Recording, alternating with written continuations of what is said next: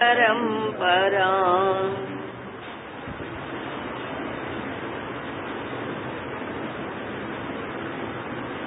प्रार्थना अंदరం కలిపి చదువుదాం.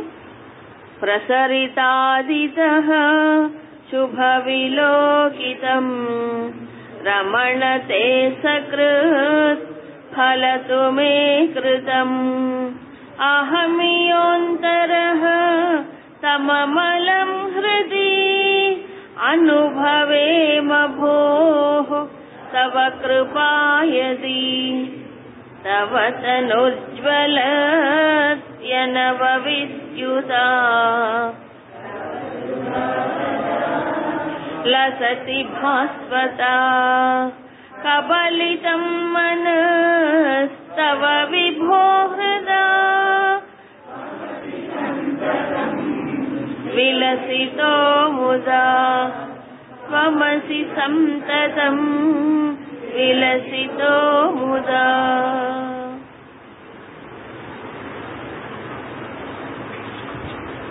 గణపతి ముని వారు భగవాన్ పైన 40 శ్లోకాలతో స్తోత్రం రచించారు. దాంట్లో మనం 4 తీసుకున్నాం. అవి సింపుల్ గా ఉండేవి తీసుకున్నాం. మిగతా ఇంకా 36 ఉన్నాయి.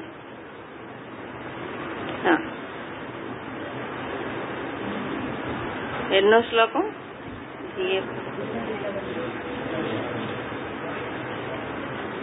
24. ధియే ప్రకాశం పరమో వితీర్య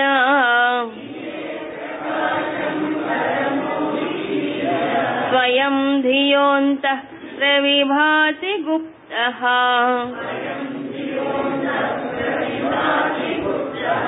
ధియం పరావర్త్య ధియోంతరేత్ర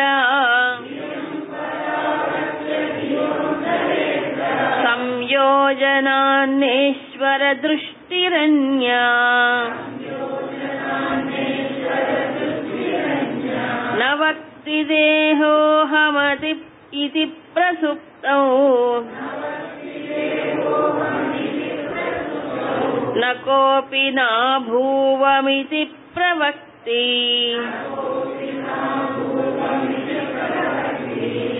యత్రోదితే సర్వముదేతి తస్య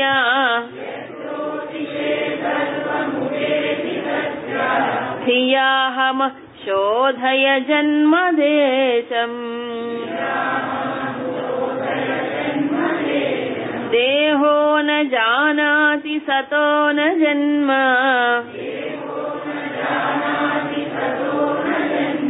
దేహ ప్రమాణోన్యౌదేతి మధ్యే అహం కృతి గ్రంథి విబంధ సూక్ష్మ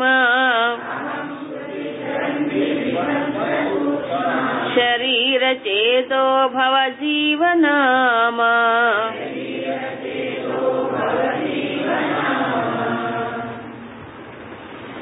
సరే, ఇప్పుడు అసద్దర్శనం ఎలా పొందాలి అంటే తనకు ఒక విషయాన్ని మనకి వివరంగా చెప్తూ ఉన్నారు.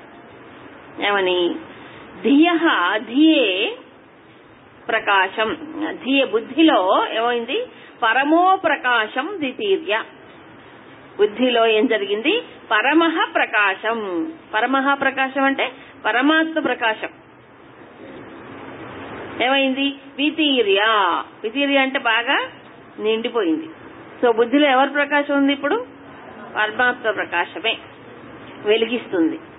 కానీ స్వయం అంతః ధియః అంతః గుప్తః ప్రవిభాతి. కానీ డైరెక్ట్ గా ప్రకాశించట్లేదట. మరి ఎలాగ అవుతుంది అది? ఆ ప్రకాశం గుప్తంగా ప్రకాశిస్తుంది బుద్ధిలో. ఎవరిది?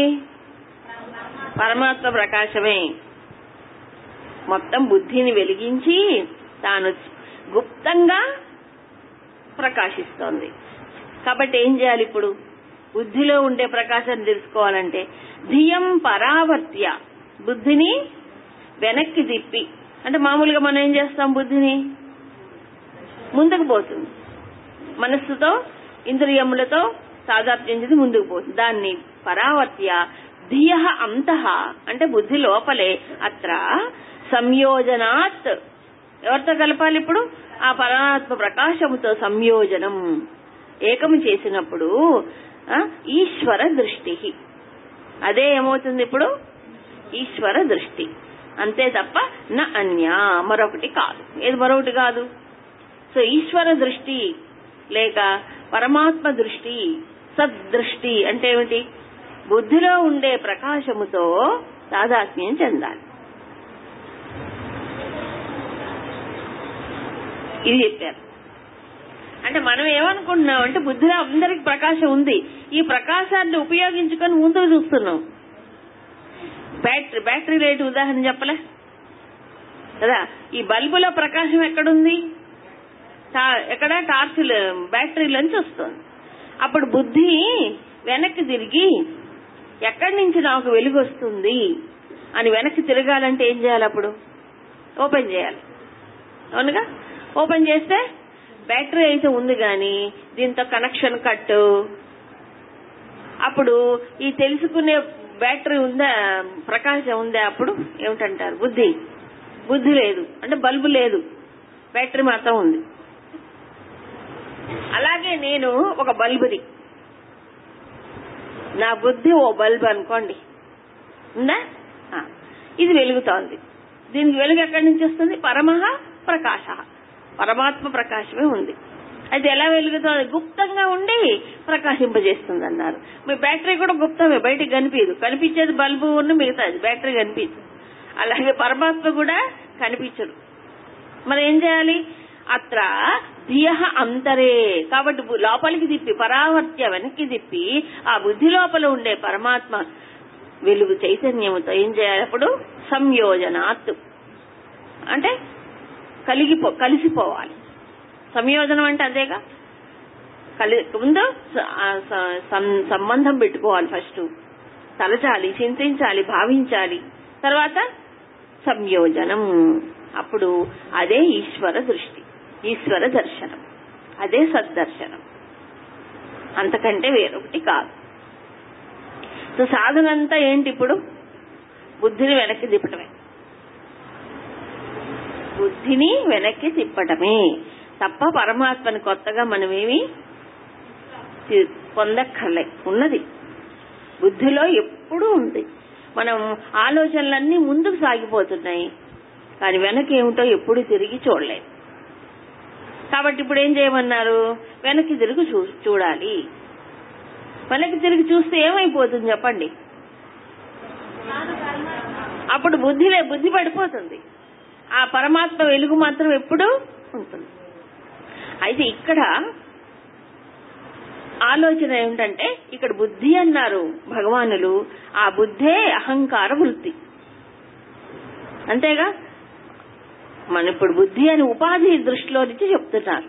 అది తర్వాత మరొకటి, నిజంగా ఏదో ఉంది ప్రకాశం అని చెప్తున్నారే వేదాంతంలో, ఉందంటే నిజంగా ఉన్నదానికి కనీసం బుద్ధితో అయినా ఒక లాజికల్ గా ఎక్స్ప్లెయిన్ చేయండి. నాకు తెలిసింది బుద్ధే, అహంకారం ఒకటి తెలుసు, కానీ దీని మించిందో ప్రకాశం ఉందంటున్నారు కదా, అది నిజంగా ఉందా? ఉంటే ఎలా చెప్తున్నారు. ఇప్పుడు మనం గాఢ నిద్ర గాఢ నిద్ర పోయినప్పుడు ఏం జరుగుతుందండి? ఏమవుతుంది? నేను ఉన్నానా లేనా నాకు తెలియదు, అప్పుడు తెలియదు. కానీ తర్వాత ఏమంటున్నాం? నేను బాగా నిద్రపోయాను అని అంటున్నాం. కానీ ఎవరైనా సరే నేను లేను అని ఎవరైనా అంటారా? గాఢ నిద్రలో లేకపోతే అసలు లేవవుగా. గాఢ నిద్ర నేను లేనంటే అసలు లేచే పనే లేదు. మేల్కొన్నాను, నేను బాగా నిద్రపోయానని చెప్తున్నాను అంటే నేనున్నానా లేదా? నేను లేనని ఎవరైనా అంటున్నారా? అంటలే. పోనీ ఆ సమయంలో దేహం ఉంది, అది పడిపోయింది కదా. దేహం ఏదైనా అహమ్మతి, నేనున్నానని దేహం చెప్పిందా? చెప్పలేదు. దేహమేమో నేనున్నానని ఎప్పుడు అందు, దానికి ఏమీ తెలియదు, అవునా? నేను లేను అని ఎవరైనా అంటారా? చెయ్యొద్దండి. నేను లేనన్న వాళ్ళు చేయొద్దండి. నేనున్నాను కదా, నేనున్నాను కానీ నాకు అప్పుడు తెలియదు. కానీ మళ్ళీ ఉదితే మళ్ళీ నేను పైకి లేచినప్పుడు ఏమైంది? సర్వం ఉదయతి, అన్ని పైకి లేచాయి. నేను నిద్రపోతే ఏమీ తెలియదు, ఏమీ తెలియదు. నేను లేస్తే అన్ని లేచాయి. కాబట్టి ఏం చేయాలి ఇప్పుడు? తస్య ధియా అహమహ శోధయ. ఆ అహం బుద్ధి ఏదైతే ఉన్నదో, ఏ అహం బుద్ధి, ఏది లేస్తే ఇదంతా వస్తుందో, ఏది లేకపోతే అన్ని, ఏ అనుభవము లేకుండా పోతుందో దాన్ని శోధయ. ఎక్కడ శోధించాలి? జన్మదేశం. దాకా చెప్పారే, బర్త్ ప్లేసు. దేని బర్త్ ప్లేసు? అహం యొక్క మూలస్థానం. సో ఎక్కడి నుంచి అహం వృత్తి పైకి వస్తుంది? ఏది మేలుకుంటే విశ్వం అంతా కనిపిస్తోంది, నాకు అన్ని అవస్థలు కనిపిస్తున్నాయి. అది పడిపోతే అనుభవం లేదు అక్కడ. కాబట్టి ఏదో ఒకటి ఉండాలా లేదా? ఇప్పుడు చెప్పండి. ఉండాలిగా. ఆ ఉన్నదే ప్రకాశం, అది ఎప్పుడూ ఉంది. కానీ అది ఈ బుద్ధితో ఎప్పుడు శోధన చేయాలి? నిద్రలో చేయలేం.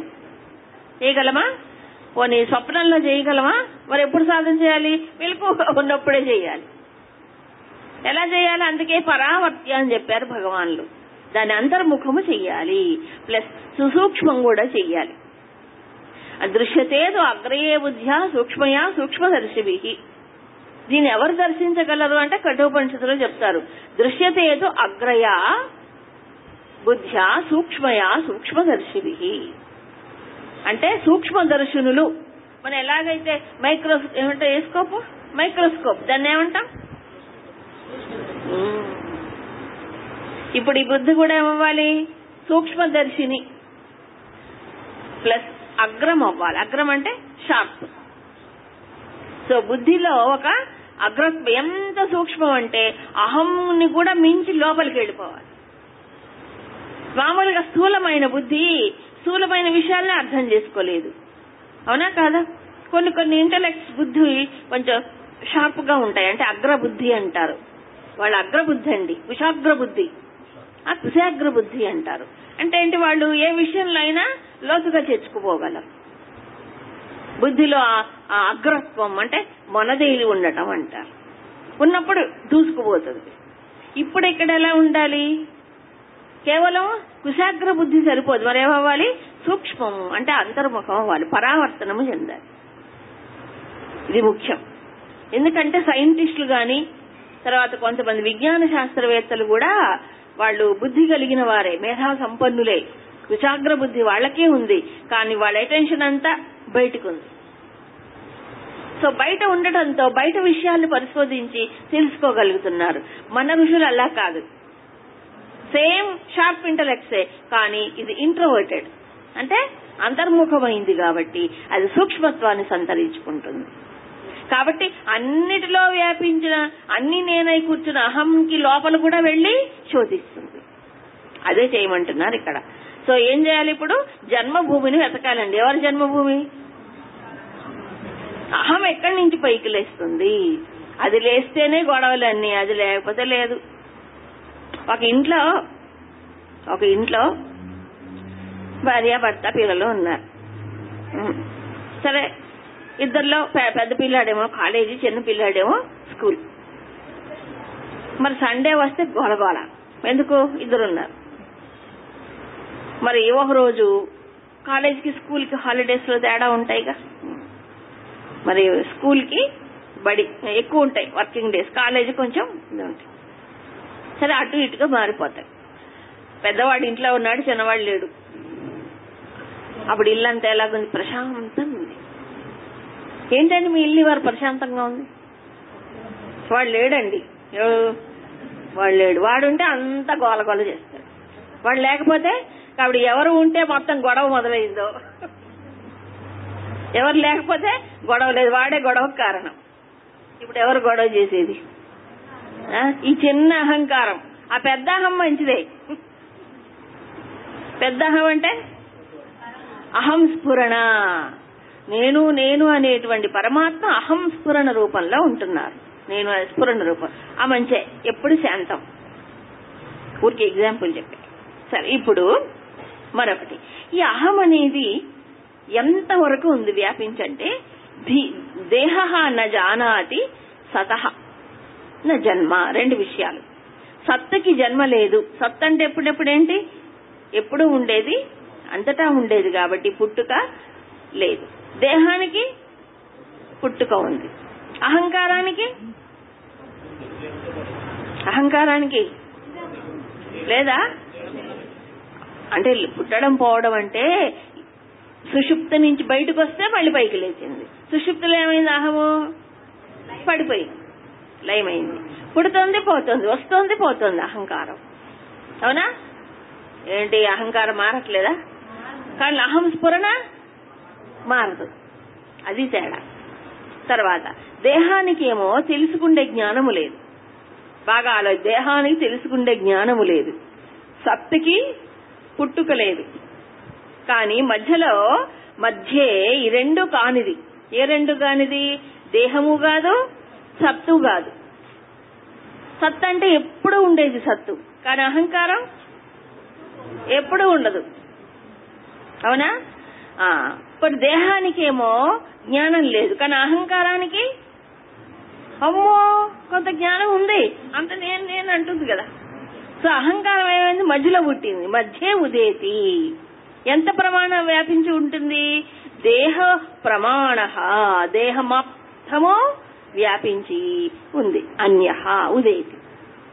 ఇప్పుడు దానికి మధ్యలో పుట్టిన దానికి ఈ రెండిటి క్వాలిటీస్ తీసుకుంటుంది. అది ఏమిటది? సత్తు యొక్క ప్రకాశమును, సెన్షియన్సీ ప్రకాశమును, అంతేగా, సత్తుకు ప్రకాశం ఉందిగా, దాన్ని తీసుకుంటుంది. తర్వాత దేహం యొక్క ఉనికిని తీసుకుంది.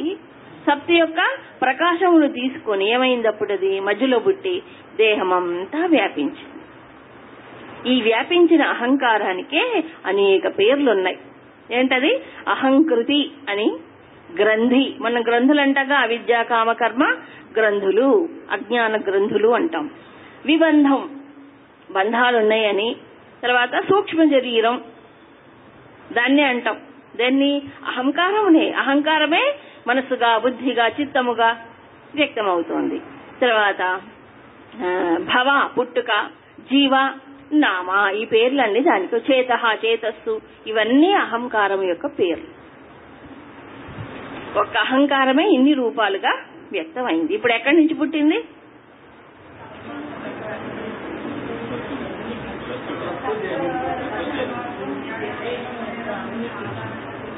సత్తులోంచి పుట్టిందా? కాదు. దేహంలోంచి పుట్టిందా? కాదు.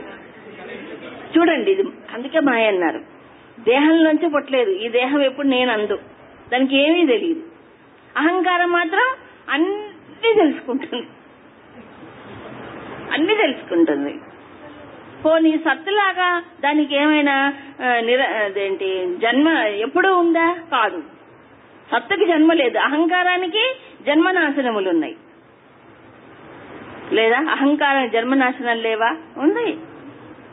అహం ఒక్కోసారి పెరుగుతుంది, ఒక్కోసారి పరిణామశీలం. అహంకారం మారిపోవట్లే, తర్వాత చెప్తారు. కాబట్టి అహంకారానికి ఏమో జన్మ ఉంది, మధ్యలో పుడుతుంది కదా, మధ్యే ఉదేతి, మధ్యలో పుడుతుంది. సత్తుకి జన్మ లేదు, త్రికాలముల్లో ఎప్పుడూ ఉండేది సత్తు. అహంకారం మాత్రం క్షణక్షణం మారిపోతుంది. సుషుప్తిలో లేదు, స్వప్నములో ఇంకో రూపం, జాగ్రత్తలో మరొక రూపం. మరి ఎక్కడుందండి దాని వ్యాపకత్వం? మొత్తం అంతా తల నుంచి కాలు వరకు. కాబట్టి నాకు అహంకారం లేదని ఎవరు అనకూడదు. కాస్త తక్కువ ఎక్కువ తేడా, ఎక్స్ప్రెషన్స్ లో తేడా, కానీ మొత్తం పై నుంచి కింది దాకా ఉందని భగవాన్లే చెప్పారు. దేహ ప్రమాణ, దేహం ఎంత ఉందో అంత వ్యాపించి ఉంది. ఇప్పుడు తర్వాత శ్లోకంలో ఇంకా దీని విభూతులు చెప్తారు. అహంకారము ఎన్నెన్ని గొడవలు చేస్తుందో చెప్పండి. ఒక దేహం అంతా నిండి ఉండి ఊరుకోదది. చూసారా? రూపోద్భవో రూపదతి ప్రతిష్ఠే, ప్రతిష్ఠ రూపాశనో ధూత గృహీత రూపః,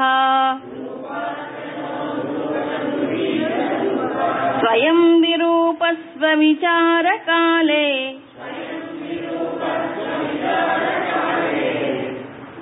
ధావత్యహంకార పిశాచ ఏషః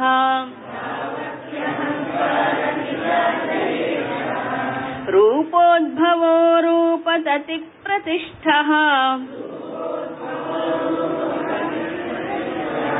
రూపాశనో ధూత గృహీత రూపః స్వయం విరూపస్వ విచార కాలే ధావత్యహంకార పిశాచ ఏషః. చూసారా, అహంకార పిశాచం. చూసారా, అహంకారం అనేది పిశాచం. ఎక్కడి నుంచి ఎక్కడ దాకుంది? దేహ ప్రమాణం. దేహమంతా వామ్మో. కాబట్టి మనందరూ పిశాచం, అందరూ పిశాచం. ఏం చేస్తుంది ఆ పిశాచం చెప్తున్నారు. ఏష అహంకార పిశాచ. అహంకారం అని ఈ పిశాచం. భగవాన్లు ఎంత కరెక్ట్ పదం వాడారు చూడండి. ఏమంటుంది? రూప ఉద్భవ. ఎక్కడి నుంచి పుట్టిందట? రూపములోంచి పుట్టింది. నిజమే. ఈ రూపం లేకపోతే నేనని ఎవరిని పట్టుకొని అంటున్నావు? దేహం అంతా వ్యాపించి ఏమంటుంది? నేను. అహంకారం సీట్ ఆఫ్ అహం ఏంటంటే నేనే. ఈ రూపం లేకుండా నేను ఎక్కడ దేన్ని చూపించంటాం? లేదు కదా. మొత్తం నిండి రూపోద్భవ ఫస్ట్ పాయింట్. రెండోది రూపతతి ప్రతిష్ఠ. ఒక్క రూపం కాదట దీనికి. రూపతతి అంటే అనేక రూపాల ఆధారంగా ఉంటుంది. అది ఒక రూపమే కాదు. రూపతతి ప్రతిష్ఠ, అనేక రూపాల ఆధారంగా, ఒక్క రూపం కాదు. రెండోది. మూడోది రూప అశనః. అంటే రూపాన్ని ఏం చేస్తుంది? తింటుంది. ఏది? ఈ పిశాచం. ఇక 4 ధూత గృహీత రూప. ధూత అంటే రూపాన్ని అప్పుడప్పుడు ఏం చేస్తుంది? అది వదిలిపెడుతుంది. ఒక్కోసారి రూపాన్ని గృహీత పట్టుకుంటుంది. ఒక్కోసారి రూపాన్ని వదిలేస్తుంది, ఒక్కోసారి రూపాన్ని పట్టుకుంటుంది. ఇంకా స్వయం విరూప. నిజానికి చూస్తే దానికి రూపమే లేదు. నిజానికి చూస్తే దానికి రూపం లేదు. అప్పుడు ఎప్పుడు స్వవిచారకాలే ఈ అహంకారము ఏమిటి, దీని స్వరూపం ఏమిటి అని విచారణ చేసుకుంటూ ఉంటే ధావతి, అదేమవుతుంది? పరిగెత్తిపోతుంది పిశాచం. విచారణ చెయ్యనంత కాలం బాగా చేస్తుంది పనులు, అన్ని పనులు చేస్తుంది. విచారణ చేసినప్పుడు ఏం చేస్తుందట? తాకు ముడుచుకుంటుంది. తాకు ముడుచుకొని పారిపోతుంది. చూసారా? కాబట్టి అందుకే ప్రతి వాళ్ళు ఈ విచారణ చేయడానికి ఇష్టపడరు. దాన్ని నిలబెట్టుకోవడానికి అన్ని విధాల ప్రయత్నం చేస్తారు. అవునా? అందుకని ఎవరైనా మన తిడితే వెంటనే ఎందుకు బాధపడతారు? ఎందుకు రియాక్ట్ అవుతారు? నన్నేంటంటే అంత మాట అంటారంటారు వాళ్ళు. ఎవరు నన్ను అంత మాట అంటారు వాళ్ళు అంటే ఎవరినన్నారు? నన్ను. అయిపోయి. చూసారా? అది ఇష్టపడదు. దాని మీద ఒక దెబ్బ పడితే ఇష్టపడుతుంది. చావటం సంగతి దేవుడెరుగు. అవునా? ఎవ్వరు ఏమనడానికి లేదు. అంటే వెంటనే రియాక్షన్. ఎన్ని జన్మల నుంచి వెంటాడుతుంది ఈ పిశాచం? ఎన్ని జన్మలు? అది ఉన్నంత కాలం మోక్షమే లేదు. కాబట్టి మోక్షం దేవుడు ఇస్తాడా మనకి? ఇప్పుడు చెప్పండి. మోక్షం దేవుడు ఇవ్వడు. ఎప్పటిదాకా ఇవ్వడు? నువ్వు అహంకారం నిలబెట్టున్న కాలం మోక్షం ఇవ్వడు. అందుకే భక్తిలో ఇక్కడేం విచారంలో చెప్పాడు. భక్తిలో ఏమన్నారు? నువ్వు శరణాగతి పొందు. చెప్పలా? శరణాగతిలో అహంకారం ఏమైపోవాలి? పర్సంటేజ్ తగ్గి తగ్గి తగ్గి తగ్గి శూన్యమైపోవాలి. అది భక్తి మార్గంలో ప్రొసీజర్. జ్ఞాన మార్గంలో తనకు తానే ఏం చేయాలి? ఈ అహం అనేది ఎక్కడి నుంచి వస్తుందో విచారణ చెయ్యాలి. ఇది జ్ఞాన మార్గం. అయితే ఇక్కడ అహం ఇంకేం చేస్తుందో చెప్తున్నారు భగవాన్లు. రూపోద్భవ, రూపములో నుంచే పుట్టింది. అంటే రూపము లేకపోతే అహంకారం అనేది వ్యక్తము కాదు. అవునా? ఇప్పుడు ఏ మనిషి అయినా సరే తన శరీరమును నేను అనుకుని ఏం చేస్తున్నాడు, దాన్ని వ్యాపింపజేయాలని ప్రయత్నం చేస్తున్నాడు. నేను ఈ శరీరము కాబట్టి దీనికో పేరు నాకు ఉంటుంది కదా, ఎవరికైనా ఉంటుంది కాబట్టి ఏం చేయాలి, నేను మంచి పేరు తెచ్చుకోవాలి అనుకుంటారా లేదా? దేన్ని బట్టి? శరీరాన్ని బట్టే. ఆ పేరు ఎవరికైనా వచ్చిందనుకుంటే ఎప్పే తట్టుకోలేరు, మళ్ళీ తట్టుకోలేరు. వేరెవరికైనా మంచి ఎవరైనా ప్రశంసిస్తుంటే చిన్న పోతాడు, ఎందుకు నన్నేం ప్రశంసించట్లేదే, వెంటనే ఇవన్నీ రియాక్షన్స్. అవునా? చూస్తున్నాం కదా ప్రపంచంలో. మరి కాబట్టి దేన్ని బట్టింది? రూపం బేస్ చేసే రూపోద్భవ. అందుకే దేహం అంతా వ్యాపించి ఉన్నదన్నారు. లేకపోతే ఎవరైనా సంతోషపడ్డం ఎందుకు, ఎవరైనా తిరిగితే బాధపడ్డం ఎందుకు కదా, ఆ రూపం నుంచే. ఏమంటే ఈ మధ్య బలి లావైపోయానండి బాబు. ఎవరు లావయ్యారు? అన్ని రూపాన్ని బట్టే. పాపా ఈ మధ్య ఓపికలు చిక్కిపోయానండి, ఓపిక లేదు. ఎవరు చిక్కిపోయింది? శరీరం చిక్కి. కానీ ఊరుకోట్లు. వెంటనే నేనేమనుకుంటున్నాను, నేను చిక్కిపోయాను. సో ఏదొచ్చినా వెంటనే అహం ఏమైంది? రూపంతోనే తాదాత్మ్యం, ప్రతి క్షణం దాంతోనే చెందుతుంది. మొత్తం అణువున నిండిపోయింది అది. ఎంత విచిత్రం అంటే, మాయ కాకపోతే అసలు శరీరము నిండా పరమాత్మ చైతన్యం వ్యాపించి అణువును ప్రకాశింపజేసి మరి కళకళలాడే దానికి ఒక కళ, జీవకళని ఇస్తే ఈ అహంకారం పైకి వచ్చామంటుంది, అంత నేనే అంటుంది. ఎంత విచిత్రం. అందుకే పరమాత్మని తెలుసుకోలేదు. ఇదే మొత్తం వ్యాపించింది, మూసేసింది. అవునా? అదే విచిత్రం. కానీ పరమాత్మ ఎక్కడున్నాడు ఇప్పుడు? ఎక్కడున్నాడు? ఇంతకు ముందు శ్లోకాల్లో ఏం చెప్పారు రమణ భగవాను? జ్ఞానికి అజ్ఞానికి తేడా ఏం చెప్పారు? జ్ఞానికి అజ్ఞానికి తేడా, అజ్ఞానికి శరీరం దేహభావన ఒకటే, కానీ అజ్ఞాని యొక్క శరీరం ఇక్కడి నుంచి ఇక్కడి వరకే. జ్ఞానికి తాను తన హృదయములోను తన దేహములోను మొత్తము వ్యాపించింది. ఏం వ్యాపించింది అప్పుడు? అది చైతన్యమే, ప్రకాశమే. సో ప్రకాశం ఎప్పుడుంది? ఇప్పుడు మొత్తం ఉంది. కానీ అహంకారం ఏం చేసింది? ఇప్పుడు అహంకారం మధ్యలో పుట్టిందే, అది ఆ పరమాత్మని కప్పేసి తానే తైతక్కలాడుతుంది. ఎందుకంటే మరి ఆ ప్రకాశం ఎక్కడి నుంచి? ఆ పరమాత్మ నుంచే తీసుకుంది అది. విచిత్రం. ఉనికి లేదు. దేహము యొక్క ఉనికి పరమాత్మలో నుంచి ఇంత ప్రకాశం తీసుకొని ఇంత గోల చేస్తుంది. అవునా? ప్లస్ రూప తతి ప్రతిష్ట, ఒక రూపంలోనే ఉందా అది? అబ్బా ఎన్ని రూపాలు ఉన్నాయి దానికి. ఇప్పుడు ఇవన్నీ ఎవరి రూపాలు? అహంకారం యొక్క రూపాలే. మొత్తం ఎన్ని కోట్ల జీవరాశులు ఉంటాయి, అవన్నీ ఎవరి రూపాలు? కాకపోతే వాటికి నేను అని చెప్పడం చేత కాదు. వీటికి చెట్టుకి పుట్టకి కొండకి గోనకి చెప్పడం లేదు వాటికి. ఎందుకంటే ఈ సెన్షియన్సీ లేదు కాబట్టి. ఈగ దోమ చీమ అన్నిటికీ ఉంది, కాకపోతే అవి నేనని చెప్పలేవు. మనిషి ఏమో నేను అంటుంటాడు. సో అన్ని రూపములు ఎవరివి? ఇప్పుడు అహంకారం యొక్క రూపాలే. ఒక్క మనిషిలోనే అహం ఏమైపోతుందండి? ఇప్పుడు ఏమైపోతుంది? మారిపోతుంది. కాబట్టి నిజానికి రూపాశన రూపతతి ప్రతిష్ట. రూప అశన అంటే రూపాన్ని ఏం చేస్తుందట? అది తింటుందట. అంటే దానికి ఎన్ని రూపాలు తీసుకున్నా అహంకారం ఇంకా మంచిగా వ్యాపించిపోతుందట. అన్ని రూపాలు. ఎలాగంటే చూడండి, మనలోనే పొద్దున్న సాయంత్రం దాకా చూడండి ఏమవుతున్నాయి. అహంకారం ఎన్ని రూపాలను ధరిస్తుంది. ఈ శరీరం ఒక్కటే కాదు, ఇంకా వ్యాపించిపోయింది. ఎక్కడ వ్యాపించిపోయింది? కారణ శరీరం దాకా పోయింది. పోదా? నేను నిద్రపోయాను, నేను మేలుకున్నాను, అక్కడ దాకా పోయింది. నాకు బలి మంచి ఆలోచన వచ్చిందండి అంటారు. ఎవరికి వచ్చింది ఆలోచన? నాకు వచ్చింది. బాధపడింది ఎవరు? నేను. యాక్టివ్ గా ఉంటే ఇవాళ క్లాస్ బలి బాగుంది కదండి ఎవరంటున్నారు?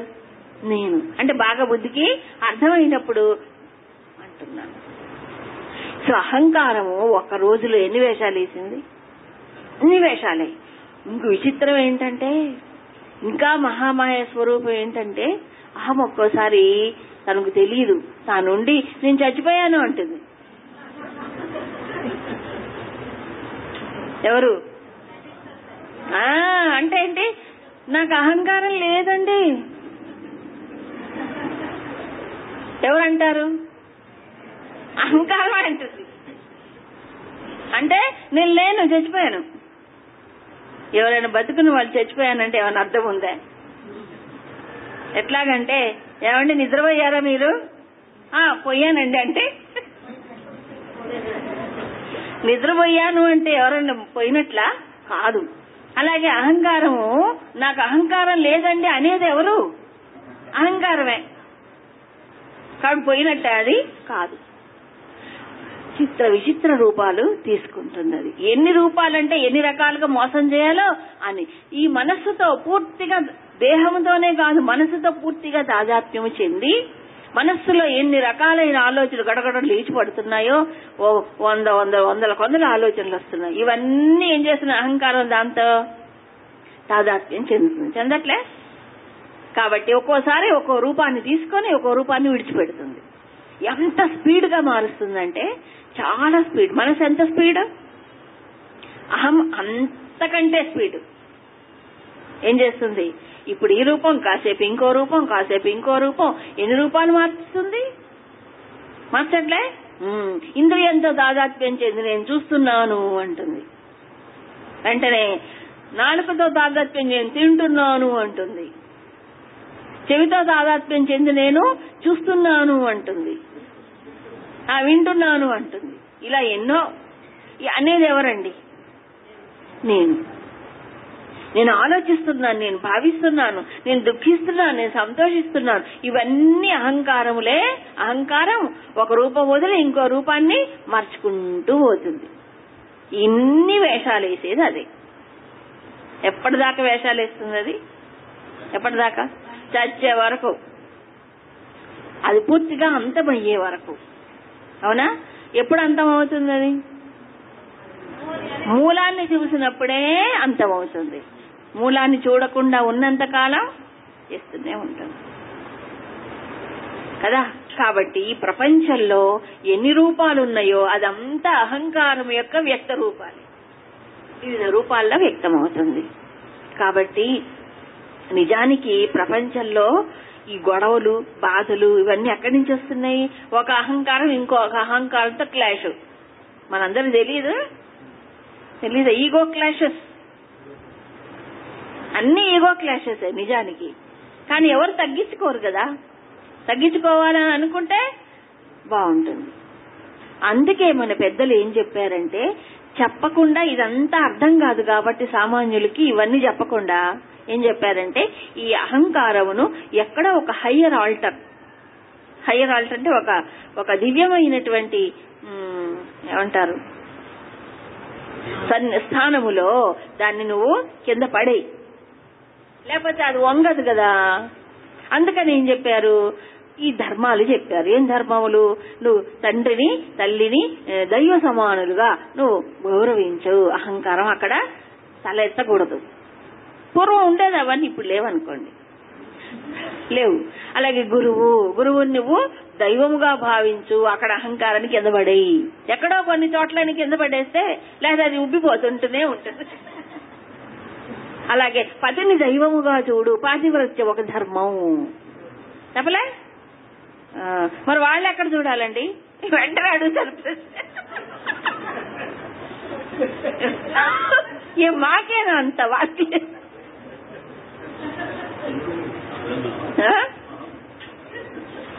అందుకే వాళ్ళకి కష్టం. పురుషాహంకారం ఎక్కువ ఉంటుంది కాబట్టి ఆ అహంకారం దేవుడి దగ్గర పడేయాలి. ఎక్కడో ఒక చోట గురువు, దైవం, పెద్ద, దేశం, ఎక్కడో ఒక చోట దీన్ని ఏం చేయాలి? సమర్పణ చెయ్యాలి. కాబట్టి మనం పూలు, పళ్ళు, పట్టు వస్త్రాలు, కిరీటాలు దేవుడికి ఎన్నెన్నో సమర్పణ చేస్తాము. కానీ అసలు చేయవలసింది ఏమిటి? అది సమర్పణ. అది అసలు కావాల్సింది అదే. మనం ఎన్ని చేసినా నేనుగానే ఉండిపోతున్నాను, కరగకుండా. చెప్పనా? ఇప్పుడు మీకు కాఫీ ఇచ్చారు, కాఫీ ఒక సిప్ తీసుకున్నారు, వెంటనే చప్పగా అనిపించింది. అదేంటండి ఇవాళ కాఫీలో పంచదార వేయలేదు, వెంటనే పంచ వేసాను కదండి, వేయలేదంటే ఏమిటి మరి వేస్తే ఇలా ఎలాగ ఉంటుంది? ఏమైంది ఇప్పుడు? అది పంచదార ఉంది కాఫీలో, కానీ ఏమైంది? కరగలేదు. కరగని పంచదార కాఫీకి తీపినిస్తుందా? ఇవ్వదు. ఇప్పుడు మన అహంకారము కరగకపోతే మన జీవితంలో మాధుర్యం కూడా లేదు. ఎందుకంటే అహంకారము ఎన్ని వేషాలు వేస్తుంది? నేను గెలవాలి అంటుంది, గెలవలేమో నన్ను బాధపడుతుంది, అవునా? గెలిస్తే ఉబ్బిపోతుంది. ఆ గెలిపి ఎంతసేపు? మరి కాసేపే. తర్వాత మళ్ళీ ఇంకో దాన్ని చూస్తుంది, అది కావాలి అంటుంది, అది పొందాలి అనుకుంటుంది, దానికోసం పరుగులు ఎడుతుంది. అది పొందితే ఆనందం, ఇటు చూపిస్తారు ఫోటోలు పెట్టుకుని విక్టరీ. అబ్బో దొంగ వేషాలు వేస్తున్నా. ఎన్ని ఈ ఇంద్రియాల ద్వారా నిరంతరం ఎన్ని తింటూనే ఉంది. ఎన్ని జన్మల్లో ఎన్ని అనుభవించలేదండి? ఎవరు అహంకారమే అనుభవం. ఇంకా చాలా అన్నది ఎప్పుడైనా అందు. కోరికలు ఎవరికి ఉన్నాయి? నాకు. కాబట్టి కోరికలు తీర్చుకోవడానికి ప్రయత్నం చేసేది ఎవరు? తానే. తీరకపోతే ఏడ్చేది ఎవరు? తానే. తీరితే కొన్ని సంతోషమా?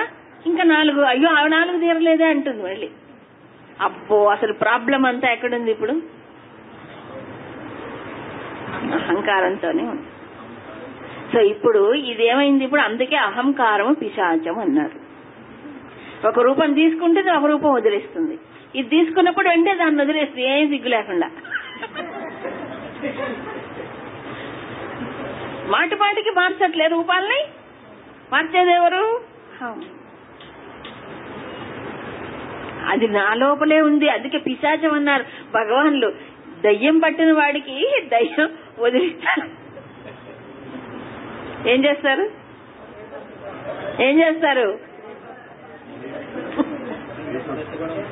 దయ్యం పట్టిన వాడిని ఏం చేస్తారు? కొడతారు, ఆ వదిలేదాకా. కాబట్టి ఇప్పుడు అహంకార పిశాచం పట్టుకుంది నిజానికి. అంటే ఉన్నది కాదని చెప్పడం. అక్కడ ఉన్నది కాదు, సత్తా అయితే ఎప్పుడూ ఉంది, కానీ ఇదేమైంది? మధ్యలో పుట్టింది, మధ్యలో పుట్టి పట్టుకుంది. అవునా? దీనికి నిజానికి రూపం ఉందా? విరూప, స్వయం విరూప. దీనికి రూపం లేదు, కానీ అన్ని రూపాలు నావే, అన్ని రూపాలు నావే కదా. అన్ని రూపాలు నావే, కానీ ఎవరికి వాళ్ళకి తన రూపంలో మాత్రము ఉండి ఆపరేట్ చేస్తుంది, అంటే పనిచేస్తుంది ఎవరికి వాళ్ళకి. కానీ మనం రూపాన్ని తీసేసినప్పుడు అన్ని అహంకారం యొక్క రూపాలే. అంటే అన్ని శరీరముల్లో కూర్చొని నేను అంటుంది. కాబట్టి ఈ నేనుకు ఆ నేనుకు క్లాష్, డివిజన్. అవునా? శరీరానికి మధ్యలో పోట్లాటలు ఉన్నాయండి ఎవరికైనా? అదేమంటుంది? ఏమందు. కానీ అహంకారానికి అహంకారం మధ్యలో స్ట్రగుల్స్ ఉంటాయి. కానీ దేహానికి మధ్యలో ఎప్పుడూ లేవు పోట్లాటలు. ఈ మధ్యలో పుట్టిందండి, మధ్యలో పుట్టిన దానికి ఇంత. శరీరానికి మళ్ళీ లేదు అహం ఉందా? శరీరం ఎప్పుడైనా నేనంటుందా? అందు. ఈ మధ్యలో పుట్టిన దానికి ఎంత గొడవ. సో ఇప్పుడు ఈ పిశాచం ఏం చేయాలి? స్వవిచారకాలే. ఈ అహం అనే అది విచారణ చేసినప్పుడు అప్పుడేమైంది? అహంకార ధావతి, అంటే పరిగెత్తుకొని పోతుంది. విచారణ చేసిన మరుక్షణం పరిగెట్టిపోతుంది, అంటే ఇహ ఉండదు, మాయమైపోతుంది. విచారణ చెయ్యకపోతే, విచారణ అంటే ఏమన్నారు? ఈ అహం వృత్తి ఎక్కడి నుంచి లేస్తుంది, దాని మూల స్థానం ఏమిటి అనేది వెతకాలి. అలా వెతకాలి అనంటే ఏం చేయాలప్పుడు? బుద్ధిని వెనక్కి తీపాలి. బుద్ధిని ఎప్పుడు ఇంద్రియాల ద్వారా బయటికి వెళ్ళకూడదు, మనస్సు బహిర్ముఖము కాడకూడదు, వెనక్కి తిరగాలి. సరే, ఇప్పుడు చూడండి. ఇప్పుడు ఇలా విచారణ చెయ్యాలంటే ఎలా? భావేహమ సర్వమిదం విభాతి లయేహమో నైవ విభాతి కించిత్ తస్మాదహం రూపమిదం సమస్తం తన్మార్గణం సర్వజయాయ మార్గః భావేహమ సర్వమిదం విభాతి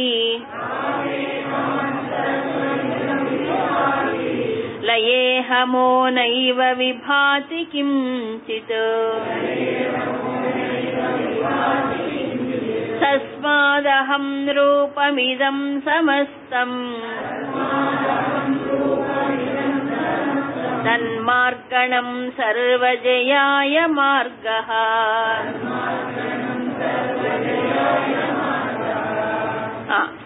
అహమహ భావే సర్వం ఇదం విభాతి. ఇందాక తెలుసు ఏమిటది? అహమహ భావే, అహం అనే భావన, అహంకార భావన ఉన్నంత కాలం ఇదం సర్వం విభాతి, విశ్వమంతా మనకి కనిపిస్తుంది. అహమహ లయే, అహం లయమైనప్పుడు ఏమైంది? నైవ విభాతి కించిత్, గాఢ నిద్రలో ఎక్కడుంది ఇదంతా? ఏమైపోయింది? అహం లయమైపోయినప్పుడు ఈ ప్రపంచం కూడా లయమైపోయింది గాఢ నిద్రలో. తస్మాత్, కాబట్టి ఇదం అహం రూపం సమస్తం, ఈ మొత్తం దేని రూపం అట? అహం యొక్క రూపమే, అహంకారం యొక్క రూపమే. ఏది? విశ్వం యావత్తు. తన్మార్గణం, దీన్ని అహంకారము ఎలా వచ్చింది, ఎక్కడి నుంచి వచ్చిందనే మార్గణం, అన్వేషణ ఏదైతే ఉందో అదే సర్వజయాయ మార్గః. మార్గము జయం పొందటానికి మార్గం ఏమిటి? ఇప్పుడు అది ఎక్కడి నుంచి వచ్చింది అని అన్వేషణ చేయటం, విచారణ చేయటం, దాని మూలాన్ని వెతకటమే జయం, అహంకార జయానికి మార్గం. సో అహంకారాన్ని దేనితో చంపలేం. దేనితో చంపుతా అహంకారాన్ని? దాని మూలాన్ని వెతకటం వల్లనే. ఇంకే సాధన, ఇంకే పనిముట్టు లేదు. అంటే ఇక్కడ జ్ఞాన మార్గంలో ఏమిటి మార్గం? అదొక్కటే. కాబట్టి అహంను మనసుతో చంపలేము, బుద్ధితో చంపలేము, ఇంద్రియములతో చంపలేము, విల్ పవర్ తో చంపలేము. ఇది విల్ పవర్ ఎవరిది? మళ్ళీ నాదే.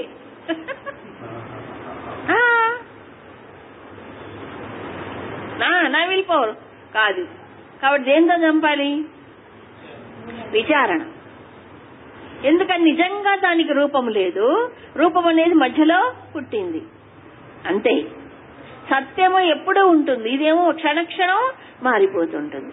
కాబట్టి క్షణక్షణం మారిపోయేది నిత్యమా సత్యమా? కాదు. కానీ అన్నీ తానే అయ్యి మొత్తం తానే ఆక్రమించింది. కానీ నిజానికి దానికి వెనకనే ఎవరున్నారు? పూర్ణమైనటువంటి సత్, పూర్ణ చైతన్యం, పూర్ణ అహం ఎప్పుడూ ఉంది. ఈ అపరిపూర్ణ అహమే నాకు బంధం ఉంది, నేను బంధం నుంచి బయటపడాలి, నాకు అవిద్యా కామ కర్మ గ్రంథులు ఉన్నాయి, నేను మోక్షం పొందాలి అనేది కూడా అహంకారమే. కాబట్టి భగవాన్లు ఏంటంటే నువ్వు మోక్షం పొందేదేమిటి? నువ్వు స్వరూపం అదే అని చెప్తారు. అందుకే మోక్షం ఎవరు పొందాలనుకుంటాడు? బంధంలో ఉండేవాడు, అవునా? తాదాత్మ్య దోషాలు ఉన్నవాడు. కాబట్టి మూలానికి వెళ్ళినప్పుడు ఇవేమీ ఉండవు. అదే చెప్పారు, అహంకారానికి ఇన్ని పేర్లు. ఎన్ని పేర్లు? గ్రంథి అని, మనస్సు అని కదా, సూక్ష్మ శరీరం అని, ఇవన్నీ అహంకారానికి పేర్లు. అది కారణం. సరే, కాబట్టి ఇప్పుడు ఏంటి మార్గం? జయం పొందటానికి మార్గం ఏమిటి? దాని మూలాన్ని వెతకటం. సో అన్నిటికంటే ప్రపంచంలో అతి సులభమైందా అతి కష్టమైందో ఏమిటి? అహంకారమును జయించటం. సులభం ఎప్పుడు? దాని అధిష్టానాన్ని చూసినప్పుడు సులభమే. కానీ మూలాన్ని వెతకనంత కాలము అహంకారాన్ని జయించడం మహా కష్టం. ప్రపంచంలో రాజ్యాన్ని జయించవచ్చు, కానీ అహంకారాన్ని ఎంతమందినే జయించవచ్చు తన యొక్క బుద్ధి శక్తితో, తన యొక్క అన్నిట్ల ప్రభు శక్తితో. కానీ అహంకారం జయించడమే. ఎందుకంటే అహంకారం తానున్నంత కాలము జయించబడదు, అది చచ్చిపోతేనే. ఎవరైనా బలవంతుడైన వాడు తాను బతికున్నంతసేపు ఫైట్ చేస్తాడు, గాని ఇష్టపడతాడా చచ్చిపోవడానికి? మరి చచ్చిపోయిన తర్వాత ఫైటింగే లేదు. చూసారా? అహంకారం కూడా ఏం చేస్తుంది? దాన్ని మనం లయం పోగొట్టడానికి చేసే ప్రయత్నములో అహం నిలబెట్టుకుంటుంది. తొందరగా చావదు కదా. కాబట్టి ఉపాయంతో చంపాలి. బలవత్తరమైంది కాబట్టి ఇది మొత్తం నిండి అన్ని తానే అంటుంది. కాబట్టి ఉపాయంతో చంపాలి అంతే తప్ప అపాయం తెచ్చుకోకూడదు.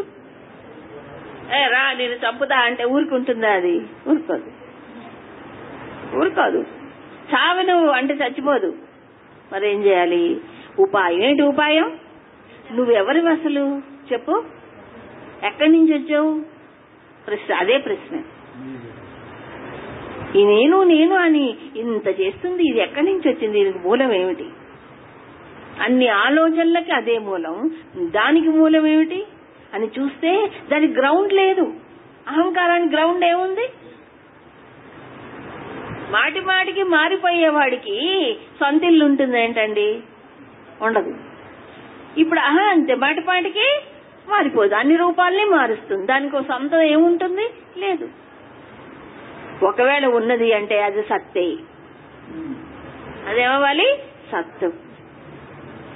అది ఆధారం. అది ఉంటేనే ఇది ఉంటుంది. నేను సింపుల్ ఎగ్జాంపుల్ చెప్తా. అంటే డైరెక్ట్ గా చెప్పలేదు భగవద్గీతలో, కాస్తగా మనకి అష్ట ప్రకృతి చెప్పాడా?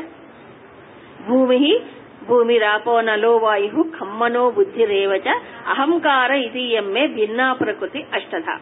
ప్రకృతి 8 విధాలుగా ఉంది. 8 విధాల ప్రకృతిలో చివరిదేంటి? అహం. అవునా? చివరిది అహంకారం. మిగతాది పంచభూతాలు, మనస్సు, బుద్ధి. మనస్సు, బుద్ధి కూడా అహంకార రూపాలేగా, అహంకారం యొక్క తాదాత్మ్యమేగా. ఉంటే ఈ 8 ఏమన్నారు? భగవంతుడి యొక్క అపరా ప్రకృతి. ఏమిటది? అపరా ప్రకృతి. అపర. దీనికి ఆధారంగా ఏముంది? పరా ప్రకృతి. అదే పరమహ అన్నాడు. పరా ప్రకృతి. ఈ పరాప్రకృతి ఎక్కడుంది? ఈ మొత్తాన్ని అధిష్ఠించి ఆధారముగా ఉన్నది. చెప్పారా? దీనికంటే అన్యముగా, వేరుగా జీవభూత మహాబాహో ఏదం ధార్యతే జగత్. ఈ మొత్తం జగత్తుకి ఆధారముగా ఉంది. ఏది? ఆ పరమాత్మ స్వరూపం. ఇప్పుడు ఈ చిన్న అహంకారానికి మూలం ఎవరన్నారు? పరమాత్మే. ఆ పరమాత్మ సత్తు రూపంలో లేకపోతే, చిత్ రూపంలో లేకపోతే అహంకారము అసలు దానికి ఉనికే లేదు. సో అందుకే అహం ప్రత్యయానికి కూడా పరమాత్మయే ఆలంబన, ఉనికి. కాబట్టి అహంకారంతో ముందుకెళ్లకుండా దాని వెనక ఉన్నది పరమాత్మే అనేటువంటి అన్వేషణ మొదలుపెట్టారు. తెలుసు, ఆ తెలిసిన దాన్ని భావించాలి. రకరకాల తాదాత్మ్యాలతో పూటకో రూపం, నిమిషానికో రూపం మార్చేటువంటి అహం అసలు స్వరూపము కాదు. ఈ మార్పులకన్నిటికీ ఆధారముగా ఏ పరమాత్మ స్వప్రకాశంతో వెలుగుతున్నాడో అదే అసలు సత్తు. ఈ మారిపోయే అహంకారం కాదు కదా. అయితే ఇక్కడ ఇంకా అదే విషయంలో చెప్తాను. సత్యాస్థితిర్నాహముదేతి యత్ర తచ్చోదయ స్థాన గవేషణేన వినా నశ్యేత్ యది తన్న నశ్యేత్ స్వాత్మైక్య రూపా కథమస్తు నిష్ఠా. సత్యాస్థితిర్నాహముదేతి యత్ర తచ్చోదయ స్థాన గవేషణేన వినా నశ్యేత్ యది తన్న నశ్యేత్ స్వాత్మైక్య రూపా కథమస్తు నిష్ఠా. ఈ విషయాన్ని ఇంకొంచెం ఎంఫసైజ్ అంటే అదే నొక్కి చెప్తున్నారు. ఏమని? సత్యాస్థితి న అహం ఉదేతి యత్ర, యత్ర ఏ స్థితిలో అయితే అహం న ఉదేతి అహంకారము పైకి లేవదో అది సత్యా స్థితి, నిజమైన సత్తు యొక్క స్థితి.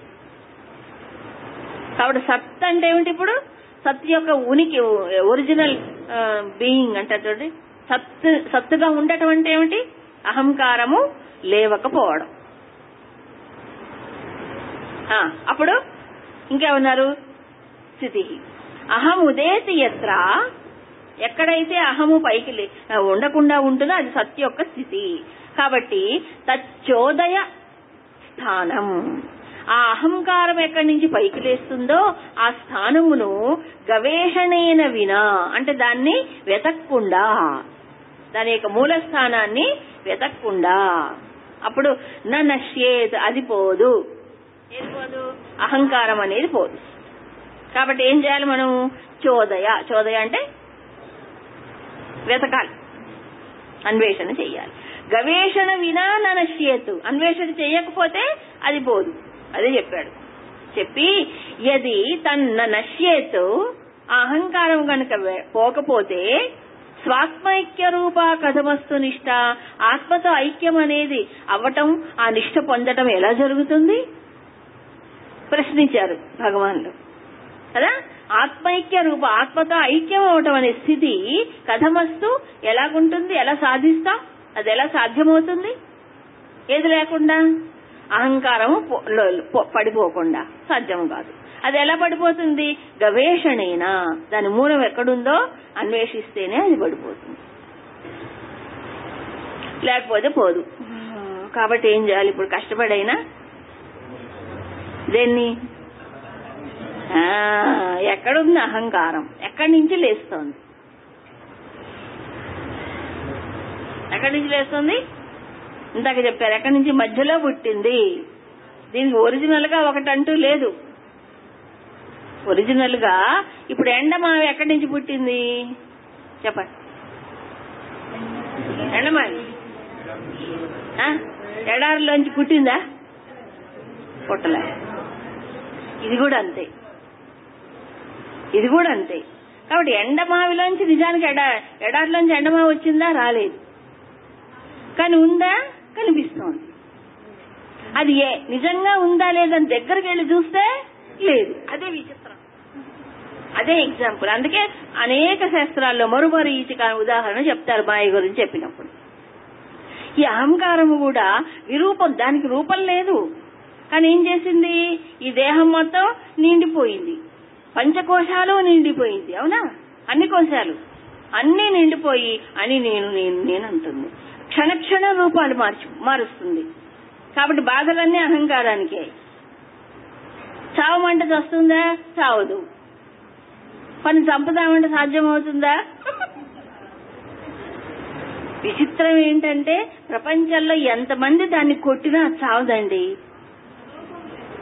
చావదు. ఎంతమంది కొడతారు దాన్ని, కానీ చావదు. మరి మనం కొడదామంటే కూడా ఎదురు తిరుగుతుంది. మనం కూడా కొట్టలేము దాన్ని. కొట్టగలరా అహంకారాన్ని? కొట్టలేరు. కాబట్టి ఏం చేయాలి ఇప్పుడు? ఏం చేయాలి? ఉపాయం. అంత పవర్ఫుల్ అయిన పిశాచం అది, అందుకే పిశాచం అన్నారు. దాన్ని ఉపాయము చేత జయించాలి. ఏమిటా ఉపాయం?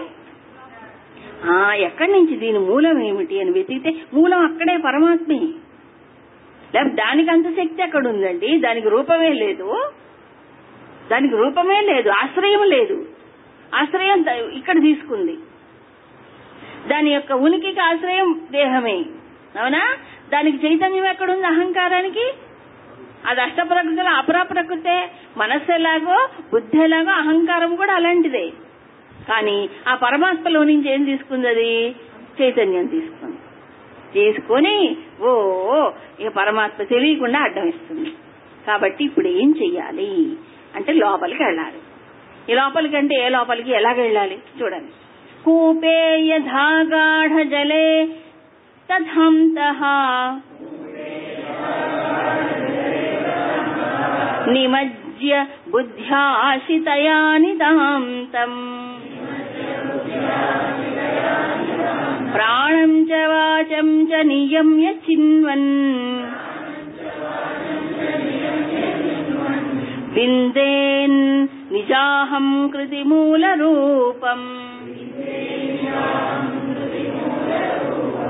కూపే యథా గాఢ జలే తదంతః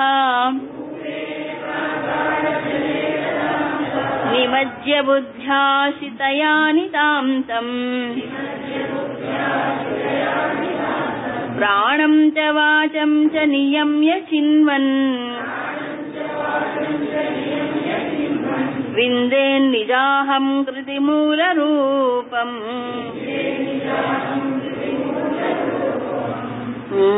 ఇప్పుడు ఈ విచారణలో మరికొంత గైడెన్స్, అంటే ఎలా చెయ్యాలి. యథా కూపే, కూపే అంటే బావిలో, గాఢ జలే, గాఢమంగా బాగా నీరు నిండుగా ఉందనుకోండి, నిండుగా నీరు ఉన్నటువంటి బావిలో మునిగినట్లుగా, నిమజ్య ఉన్నట్లుగా ఏం చేయాలి. బుద్ధ్యా శితయ, శితయా బుద్ధ్య అంటే శితయ అంటే సూక్ష్మమైనటువంటి బుద్ధితో, శితయా బుద్ధ్య సూక్ష్మమైన బుద్ధితో ఏం చేయాలి. నితాంతం ఎప్పుడూను, ప్రాణం చ వాచం చ నియమ్య, బుద్ధితో విచారణ చెయ్యాలంటే రెండిటిని పూర్తిగా నియమించాలి. ఏమిటి రెండిటిని? ఒకటి వాచం వాక్కుని, రెండు ప్రాణము.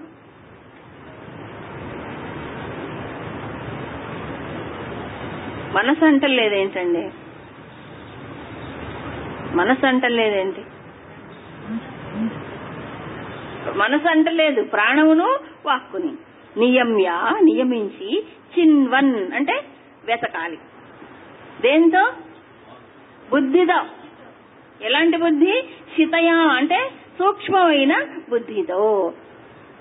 ప్రాణమును వాక్కును నియమించి చిన్వన్ వెతకాలి.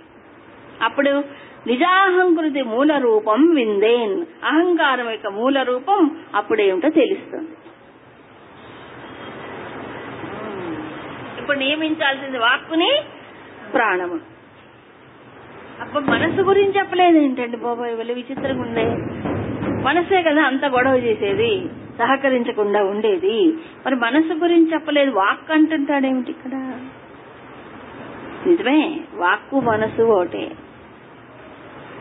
వాక్కు ఈ స్థూలంగా వ్యక్తమవుతే, నోటితో మాట్లాడితే వాక్కు, లోపల మాట్లాడుకుంటే మనసు. తేడా ఏమన్నా ఉందో చెప్పండి. ఏమిటి? లేదు కదా. లోపల గుడగుడ మాట్లాడేది ఎవరు? మనస్సు. అది బయటకు వస్తే వాక్ అయింది. సైలెంట్ స్పీచ్ ఎవరు? మనస్సు. ఏమంటే మనసు మాట్లాడకుండా ఉంటుందో చెప్పండి. పోని చెప్తా, మనసు మాట్లాడకుండా ఉందా ఎవరికైనా? మనసే కదా మాట్లాడేది. అదే ఆలోచన. మనస్సు మాట్లాడుతుంటే దాన్ని మనం ఏమంటున్నాం? ఆలోచన అంటున్నాం. అంతే. అందుకని ఇక్కడ మనసు గురించి ప్రత్యేకంగా చెప్పలే, వాక్ అన్నారు. వాక్ అంటే ఏంటి? లోపల సైలెంట్ గా మాట్లాడేది, బయట వాక్ రూపంలో వ్యక్తమయ్యేది. కాబట్టి వాక్కును నియమించారు. ప్రాణం చ, తర్వాత ప్రాణమును కూడా సంయమించాలి. ఎందుకు? మనలో ప్రాణశక్తి ఉంది కదా, ప్రాణశక్తి. ఈ ప్రాణశక్తి ఏం చేస్తుంది? అది కూడా నిత్య నిరంతరము కదులుతూనే ఉంటుంది. ముఖ్యంగా ప్రాణశక్తి కర్మేంద్రియాల ద్వారా వ్యక్తమవుతుంది. అన్నిటికీ మూలంగా ఉన్న మన కర్మేంద్రియాలు ప్రాణశక్తి రూపంలో పనిచేస్తున్నాయి. మన జ్ఞానేంద్రియాలకు మనకేం కావాలి? మనస్సు ఉంటుంది. కాబట్టి ప్రాణమును వాక్కును, వాక్ అంటే ఇప్పుడు రెండు, స్థూలము సూక్ష్మం. మనస్సును కూడా, అంటే మనస్సులో మాట్లాడడం ఆగిపోవాలి, తగ్గించుకోవాలి. మనసు ప్రతిదానికి ఏమవుతుంది? లోపల మాట్లాడుతుంది కదా. కాబట్టి షటప్ యువర్ మౌత్. ఎవరిది?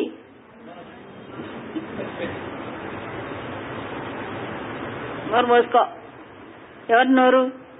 మనం బయట వాళ్ళు నోరు మూయించడానికి ఫస్ట్ వాదోపవాదాల్లో వాళ్ళందరి ఓడగొట్టేసి నోరు మూసుకొని పోయారండి వాళ్ళని చెప్పుకుంటాం, నేను గెలిచానన్నట్టు. కానీ మనస్సుని యొక్క నోరు మూయించాలి, అది చెప్తున్నారు. అవునా?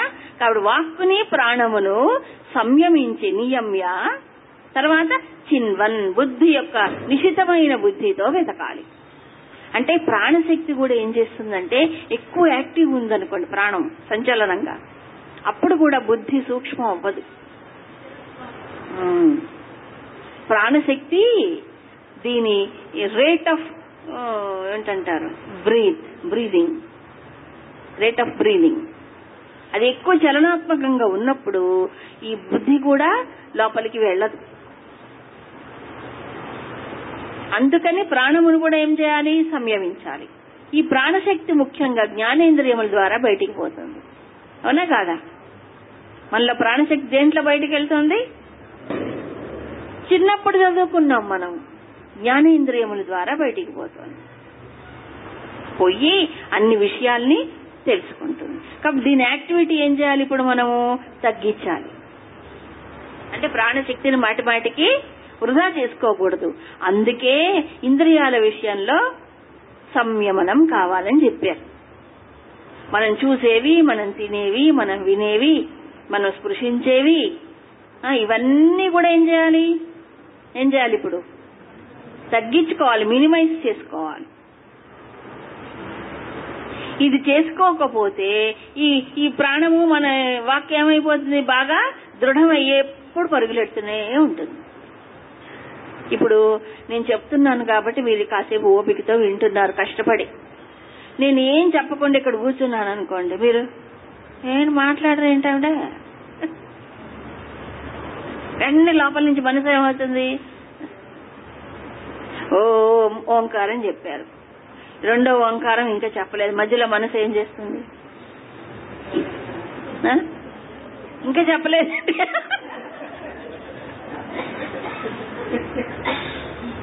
అప్పుడు సైలెంట్గా ఉంది కదా మధ్యలో, దాన్ని వెతకొచ్చు కదా, వెతుకుతుందా?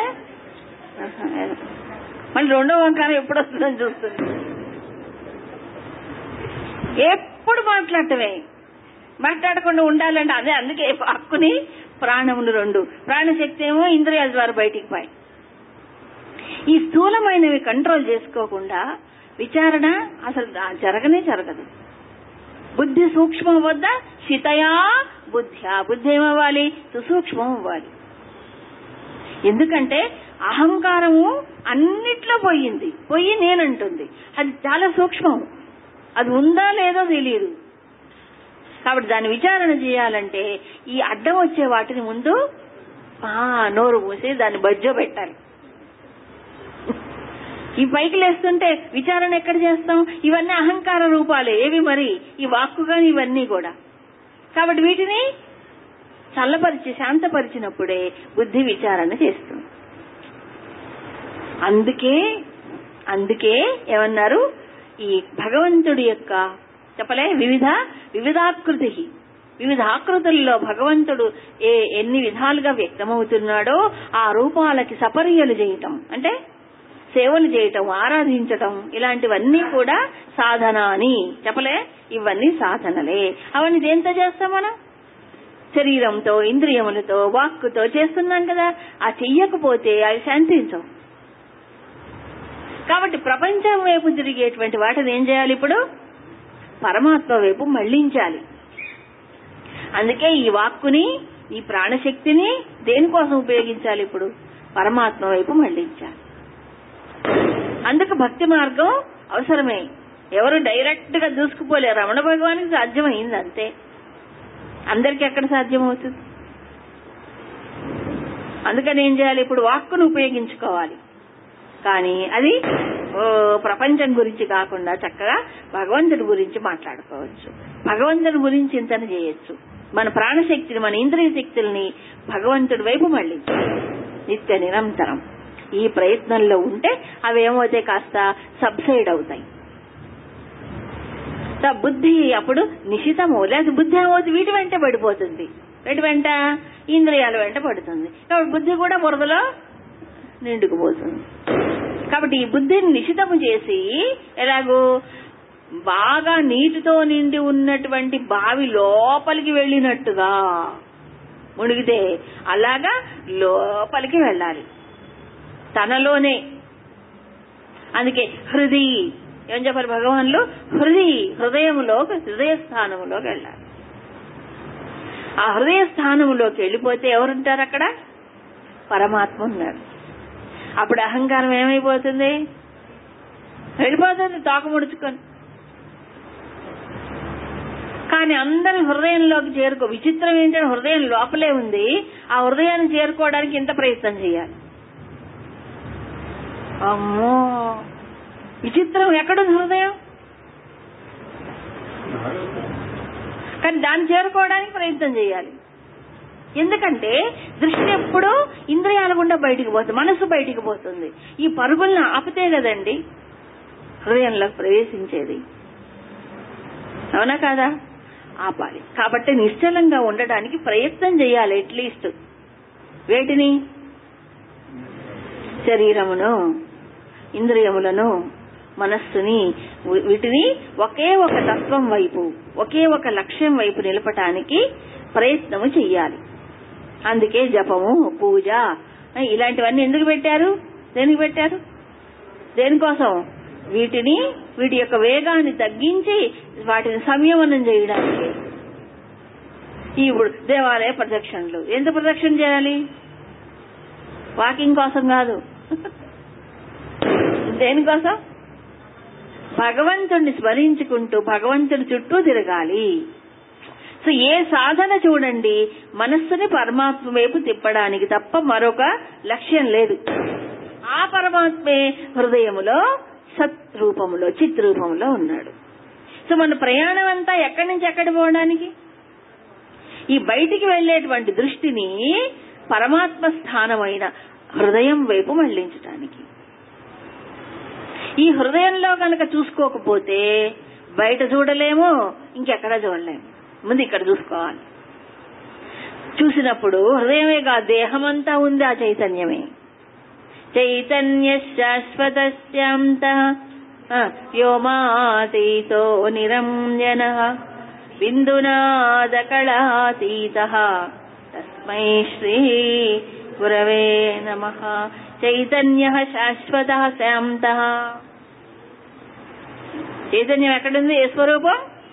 శాశ్వతః శాంతః. ఎప్పుడూ ఉంది. అహంకారం వస్తుంది పోతుంది. ఆ చైతన్యము శాంత స్వరూపం. ఈ ప్రాణము, ఇంద్రియాలు, మనస్సు అంతా గుడగొడగొడబడ కదిలిపోతుంటాయి. అవునా? వ్యోమాతీతో నిరంజనః. వ్యోమం అంటే ఆకాశం. ఆకాశము కంటే సూక్ష్మం. ఆకాశం ఎంత సూక్ష్మం? దానికంటే సూక్ష్మం. నిరంజనః అంటే ఏ మాలిన్యములు లేవు అక్కడ ఆ చైతన్య రూపంలో. ఆ దాన్ని మనకు దర్శింపజేసేవాడు సద్గురువు. అందుకు అహంకార రూపాన్ని పట్టుకోకుండా చైతన్య రూపమైన పరమాత్మని ఎప్పుడు భావించాలి. అదొక మార్గం. అవునా కాదా? అప్పుడు అహంకారానికి కూడా కొంత చైతన్యం ఉంది. ఆ అహంకారం కాదు ఇక్కడ చెప్పేది. అది ఎంత యాక్టివ్ అహంకారం, దానికి మూలం. సరే చాలు. తర్వాత శ్లోకం రేపు పొద్దున చెప్పుకుందాం. కాసేపు కళ్ళు మూసుకుందాం.